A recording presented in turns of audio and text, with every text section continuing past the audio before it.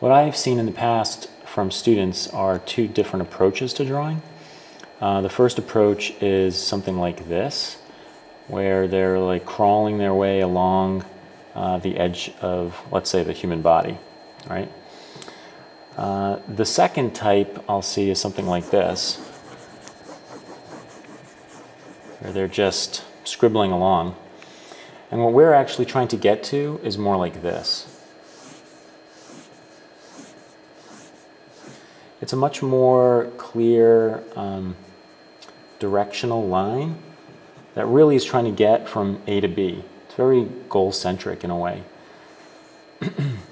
These students typically are just really scared to draw, right? That's why they're crawling along. They feel obviously this really high responsibility to the thing they're drawing, and they're trying to make it accurate. So they crawl along, crawl along, crawl along, crawl along. And then these artists are typically like, oh, whatever, you know, I'm just going to place it here, I'm going to place it there. I call it the kind of line.